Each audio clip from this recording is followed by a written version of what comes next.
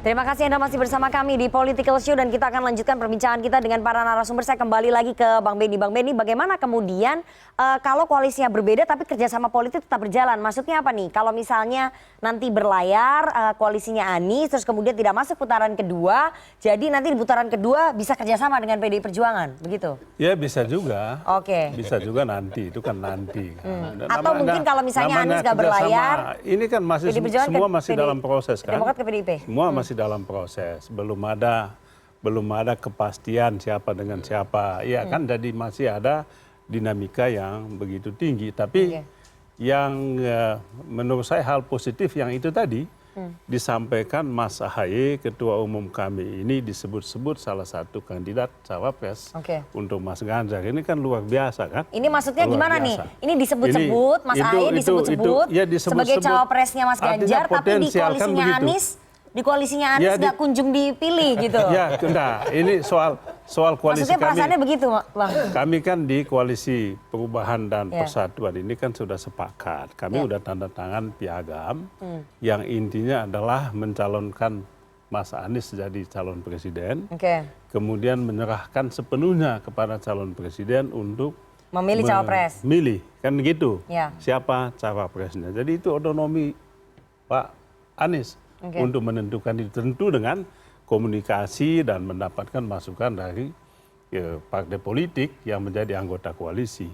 Bahwa nama Mas Ahaye juga salah satu nama yang potensial untuk menjadi cawapresnya Pak Anies, itu luar biasa. Kan begitu. Kami siap. Silakan diumumkan oleh Pak Anies, ya mudah-mudahan sebelum naik haji ini sudah diumumkan. Kan itu harapannya Partai Demokrat. Itu harapan kita. Kalau bisa diumumkan, siapa cawapres yang kalau misalnya nanti ternyata yang diumumkan bukan Mas Ahaye sebagai cawapresnya Mas Anies, ternyata itu konsekuensi pilihan itu udah sepakatan kita. Nggak mau berpindah. Nggak bisa. Kita sudah menyatakan pilihan. Jadi itu yang tadi saya katakan bahwa pertemuan kemarin Mbak Puan sama Mas Ahaye itu bagi kami sesuatu yang luar biasa ya. Ini adalah pengakuan terhadap perbedaan tadi. Kedua tokoh ini berbeda, tapi mau bersatu. Berbeda tapi harmonis. Luar biasa. Saya mau tunjukkan ini. Membangun Indonesia ke depan dari ini. hasil pertemuannya Mbak Puan dengan Mas Ahaye sebelum datang ke situ kan mendapatkan pesan ya dari Pak SBY dan juga dari Bu Mega. Ternyata Pak SBY sampai mencurahkan isi hatinya melalui cuitan Twitter pribadinya Pak SBY. Pak SBY bermimpi bisa naik kereta bersama dengan Pak Jokowi dan juga Ibu Megawati Soekarno Putri. Ini kita baca bersama ya. Cuitan di Twitter. Oke, kita lihat. Yang pertama, ini dari Twitter pribadinya Pak SBY. Yang pertama, saya bermimpi di suatu hari Pak Jokowi datang ke rumah saya di Cikeas untuk kemudian bersama-sama menjemput Ibu Megawati di kediamannya. Selanjutnya kami bertiga menuju stasiun Gambir. Oke, selanjutnya di stasiun Gambir sudah menunggu Presiden Indonesia ke-7 maksudnya ini ya. Dan beliau, tapi di sini ke-8 ya.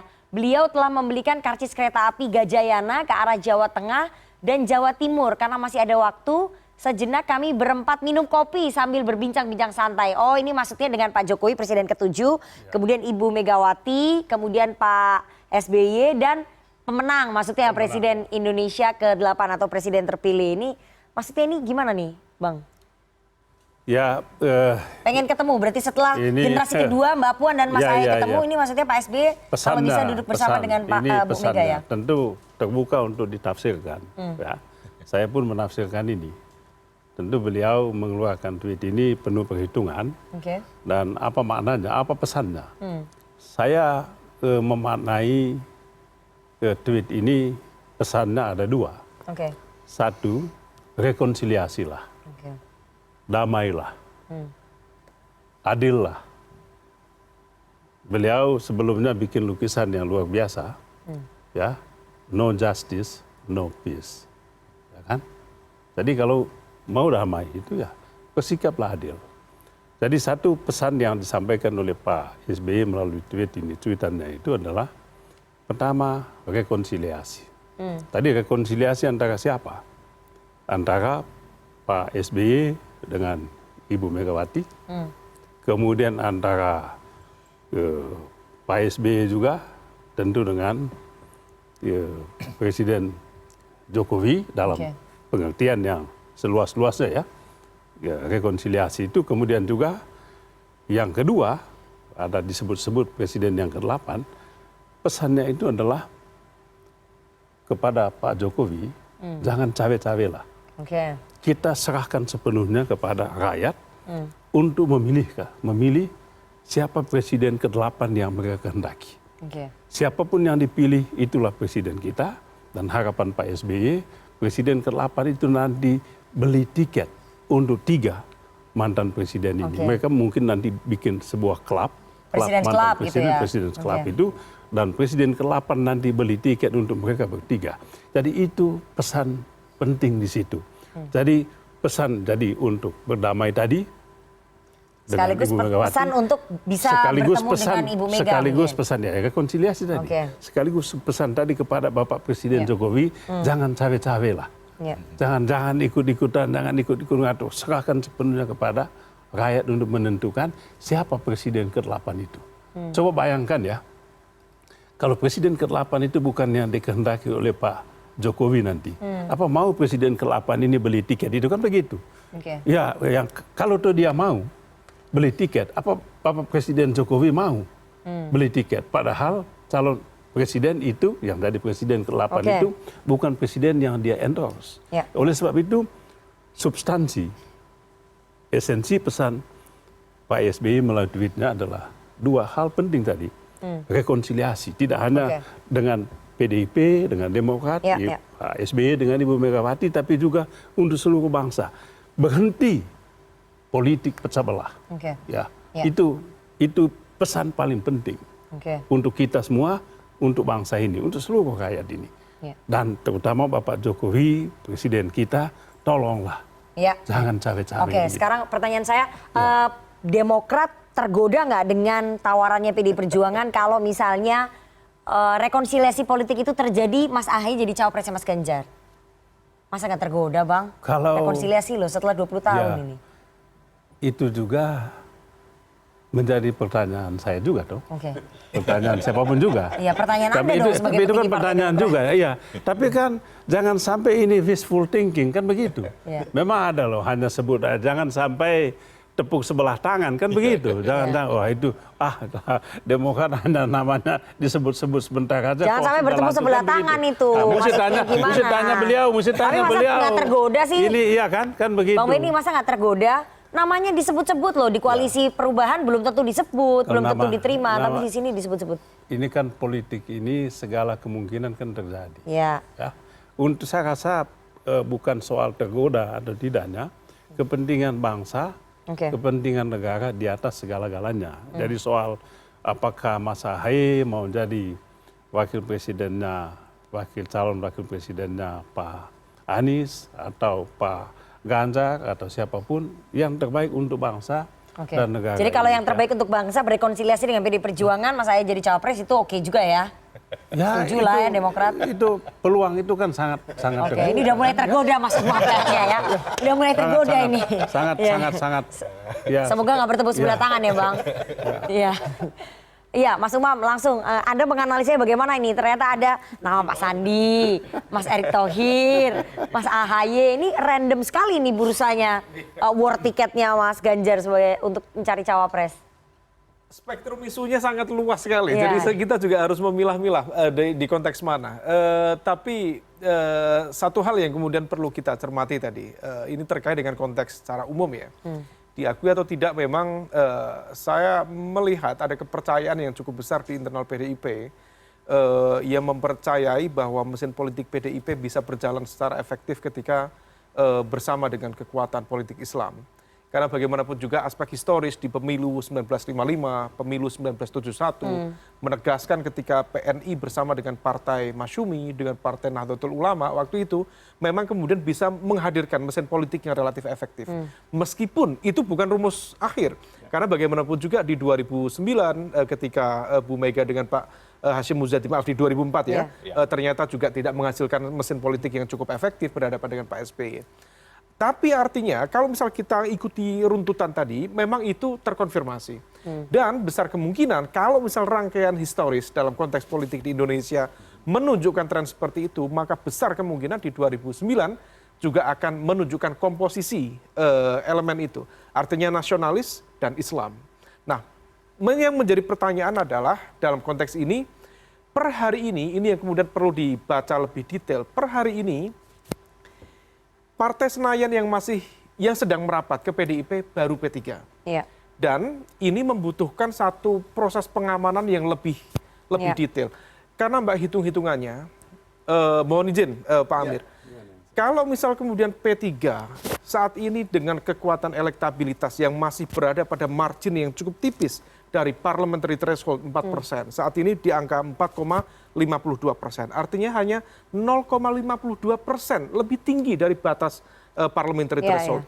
Jika kemudian P3 mampu mempertahankan kekuatannya atau bahkan melebihi angka 4%, artinya PDIP tidak akan sendirian.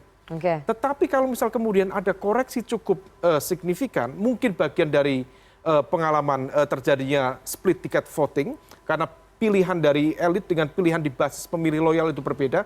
Nah, ini yang kemudian harus diantisipasi. Kalau misal kemudian P3 ternyata mengalami situasi yang tidak diharapkan, maka jangan sampai PDIP menjadi the lonely wolf. Nah, supaya kemudian itu tidak dilakukan, maka PDIP harus berpikir secara cerdas, yaitu membuka ruang sekat-sekat yang memungkinkan bagi dia untuk melakukan kerjasama. Ini sedang dilakukan ya? Kalau misal kita cermati ya, kalau misal pasca pertemuan, pasca deklarasi Pak Ganjar, logika yang dibangun adalah akan ada satu gelombang kekuatan politik memberikan dukungan kepada Pak Ganjar. Enggak. Tetapi situasinya berbeda. Itulah kenapa kalau misal kita cermati seorang Pak Sekjen, Pak Hasto, tampak bukan hanya menunggu bola, enggak. Sekarang posisi menjemput bola. Bagaimana Pak Hasto datang ke PKB? Pak Hasto juga menemui sekjen dari Partai Demokrat. Itu menunjukkan bahwa ada sense of urgency di dalam PDIP sendiri. Nah, yang kemudian menjadi perhitungan yang tadi ditanya oleh Mbak Nana ke Pak Beni, jika kemudian komposisi 3 capres-cawapres yang kemudian per hari ini belum ada satupun kekuatan yang memiliki kekuatan elektoral yang dominan, dan kemudian nanti maju, most likely akan 2 putaran.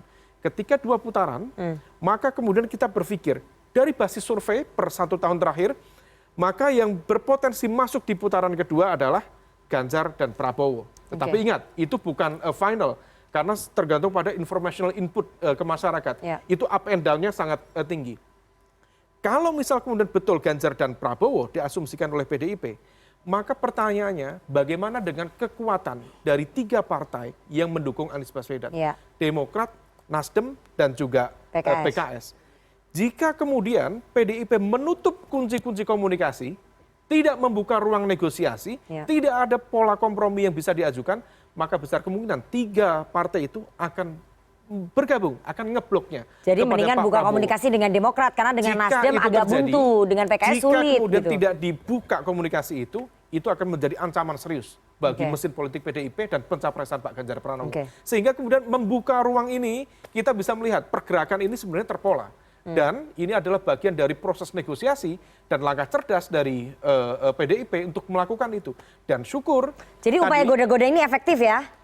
Efektif to some extent, kita tidak melihat dalam konteks politik jangka pendek. Tetapi ada politik jangka panjang. Dan jangka panjang bahkan dihitung pasca 2024. Bagaimanapun juga Mbak, kalau melihat partai-partai dengan basis patronase yang cukup produktif, per hari ini adalah Partai Demokrat dan juga PDIP. Artinya apa? Mbak Puan sepertinya mulai berhitung, barangkali 1 dekade ke depan, perpolitikan di Indonesia yang menentukan 2 nama ini, Puan Maharani dan AHY. Sementara di partai-partai yang lain, tentu ada dinamika di internal, tetapi kalau misal kita lihat pola itu, maka kemudian ini adalah investasi politik jangka panjang dan beyond 2024. Tapi kalau misalnya untuk nama-namanya Anda lihat ya, ada Sandiaga Uno dengan Erick Thohir, dengan Mas AHY, yang kira-kira punya peluang lebih besar begitu, yang bisa melengkapi dan akan dipilih, melengkapi paket nasionalis religius itu. Yang mana Mas kira-kira? Susah nyebut nama. Ini bagaimana Pak Mardiono dengan Pak Zulkifli kan gitu? Enggak, saya pertanyaan itu Mbak, pertanyaan itu guyonan, tetapi saya dasarkan pada konteks refleksi agak filosofis.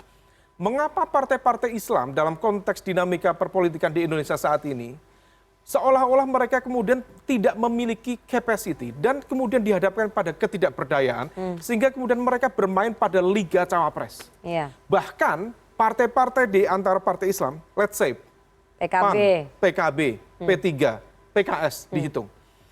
4 ini hampir tidak memiliki satu tokoh yang kemudian marketable, politically marketable. Sehingga kemudian kita bisa mencermati. Tadi Pak Amir dan juga Bang Viva sudah dicuci habis oleh Mbak Nana.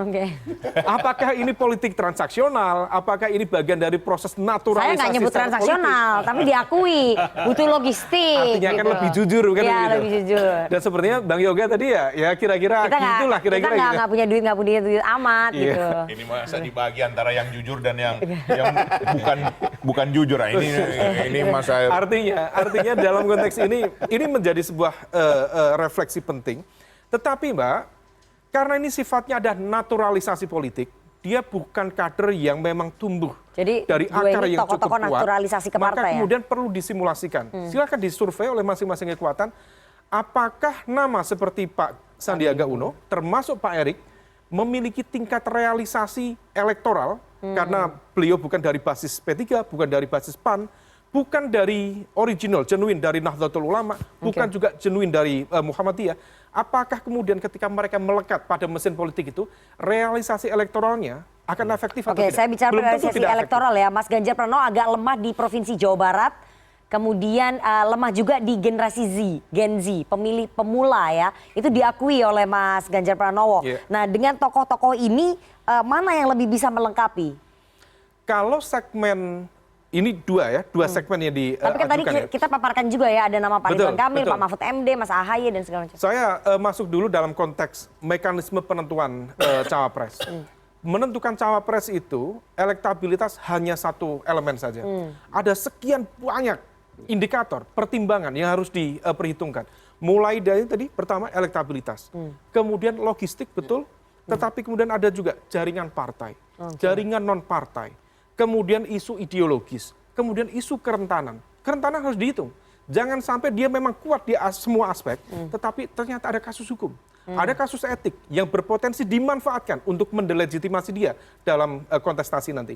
Nah, oleh karena itu ini tidak sederhana elektabilitas. Tetapi kalau misalnya diajukan Mbak Nana tadi, aspek pertama elektabilitas di Jawa Barat misalnya, kalau misal kemudian mengadres itu, basisnya yang bisa menjawab adalah jaringan partai dan jaringan non partai.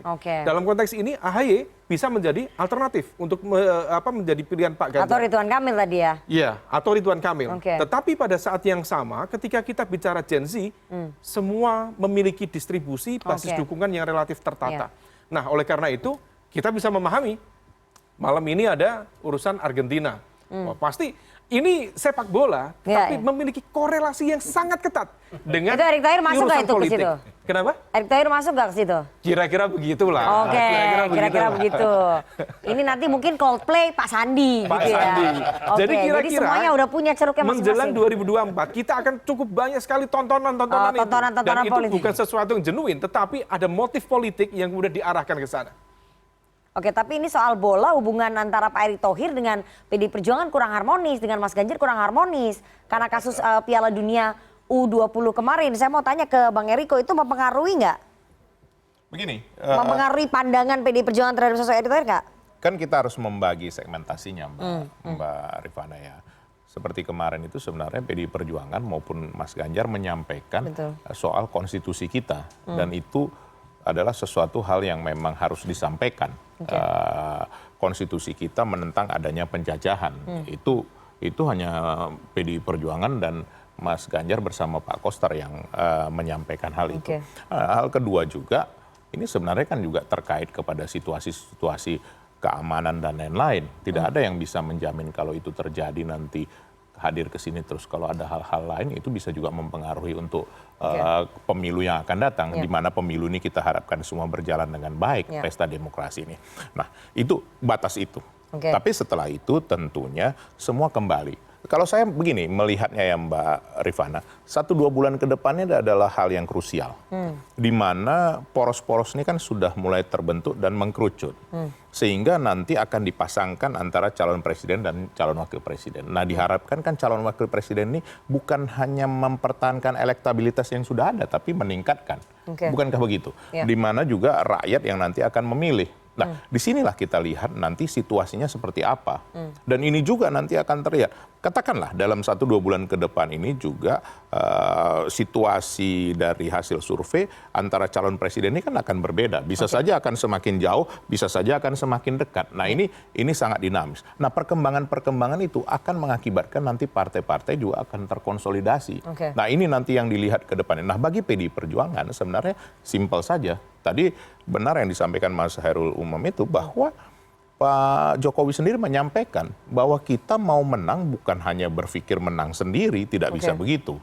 Ini masa-masa krusial di mana 13 tahun ke depan ini adalah paling penting untuk mencapai Indonesia Emas itu. Itu yang disampaikan Pak Jokowi. Nah, bagaimana cara mewujudkan ini? Memang kita harus membuka diri, memberikan kesempatan kepada semua untuk bisa bersama-sama bekerja sama. Sekali lagi, kami tidak ingin mencampuri atau katakan mengganggu koalisi. Sekali lagi tidak ada. Kita membentuk satu yang namanya kerjasama yang mitra yang sejajar. Nah disinilah kita membuka kesempatan itu seluas-luasnya. Dan kalau kita melihat, kita juga harus jujur, kita mengevaluasi nih. Hasilnya baik. Dari P3 mengusulkan nama, dari PAN mengusulkan nama, dari Demokrat juga menyambut dengan sangat baik. Bahkan dari Perindo juga ada menyampaikan juga nama. Nah monggo saja, ada nanti partai lain. Mungkin saja nanti seperti baju saya ini ada kuning, mungkin saja Golkar juga ingin bersama-sama, kan tidak ada yang salah dalam hal ini. Begitu berarti Mbak Golkar Rifana. bisa mengusung Ridwan Kamil ya maksudnya ya? Ya entah siapapun yang mau diusulkan nanti kan begitu. Pertanyaan saya berarti hubungan PDI Perjuangan dengan Erick Thohir saat ini? Saya melihat kalau saya kebetulan tidak satu komisi ya. Kalau saya lihat di Komisi 6 semua berjalan baik. Sama seperti kami dengan Demokrat. Kita nggak bicara di komisi nih Bang, antara PDI Perjuangan dengan Erick Thohir. Karena yang kami dengar resistensinya cukup tinggi. Ada selama ini yang terlihat kami menolak atau kelihatan seperti seolah-olah resisten, kan tidak ada. Kalau persepsi mendengar ini memang agak sulit Mbak Rifana. Karena kalau jadi baik-baik aja ya? Iya seperti saya mendengar Mbak Rifana nggak dapat tiket full play. Nah ini kan Mbak Rifana kan belum mengkonfirmasi hal itu. Ya artinya namanya persepsi, ini kan informasi, siapa saja informasi boleh-boleh saja kan. Tapi kalau hubungan ini semua menurut saya ya semua berjalan baik. Tadi sudah dikatakan bahwa 20 tahun dengan yang namanya Demokrat. Ternyata tidak ada hal seperti itu. Baik-baik saja. Bahwa ada perbedaan dalam pandangan politik. Yes. Kita tentu harus berbeda, tapi berbeda kan harus bersatu, Mbak Rifana. Selain tidak ada resistensi terhadap Pak Erick Thohir, salah satu yang menjadi kriteria cawapresnya Mas Ganjar adalah yang tidak boleh mengancam posisinya Mbak Puan Maharani. Nah, Pak Sandi ini dia nggak bisa mengancam ini posisinya Mbak Puan Maharani ini gimana? Di mana ada yang seperti itu, Mbak Rifana? Mbak Puan tidak ikut kontestasi ini kok, beliau ketua DPR. Untuk kedepannya mengancamnya di mana? Untuk kedepannya karena PDI Perjuangan akan menyiapkan nanti mungkin kalau misalnya Mas Ganjar menang di periode kedua. Nah inilah namanya persepsi tadi. Tapi di internal kami belum ada sampai pembicaraan di sana bahwa Ibu Ketua mau memerintahkan Mbak Puan untuk melakukan komunikasi. Yes. Beliau sebagai ketua bidang politik, memang beliau harus menjalankan komunikasi kepada semua. Satu. Kedua, proses regenerasi ini Mbak Rifana. Ini kalau kita lihat ya, seperti Pak Jokowi maupun presiden sebelumnya, itu kan dari generasi baby boomers, anggaplah seperti itu. Dan ini kan sekarang sudah masuk di generasi X. Nah generasi X ini termasuk Mbak Puan, termasuk Mas Ganjar, termasuk Mas Ahaye, termasuk Mas Erick Thohir, termasuk juga Mas Sandi. Nah, apa yang salah dalam hal ini kalau memang dalam kompetisi di dalam generasi X ini untuk mencapai karakter seorang pemimpin, pasti akan ada muncul hal-hal seperti itu. Tapi menurut kami, ini kita jangan membahas sesuatu hal yang belum saatnya tiba. Orang kita sekarang mau cari cawapres.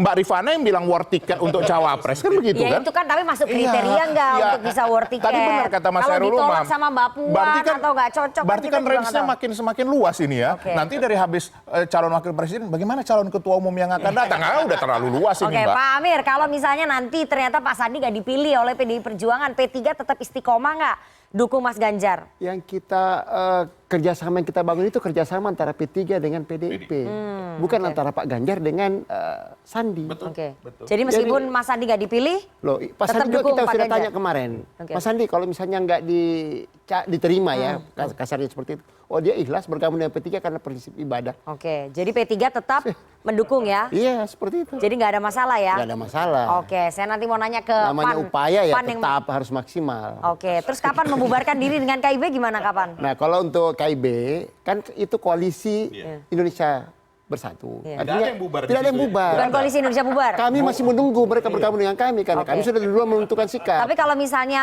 mereka nggak bergabung, ya Ya kami ditinggal. tetap bersatu tapi beda pilihan. Oke, gimana itu? Saya nggak ngerti konsep koalisi itu ya. Nanti saya akan tanya lebih dalam. Kita harus jeda. Ini mungkin mahasiswa pemilih muda juga bingung. Bagaimana bisa satu rumah, satu koalisi tapi pilihannya berbeda. Ini bagaimana? Tapi kita harus jeda terlebih dahulu. Jangan kemana-mana, tetap bersama kami.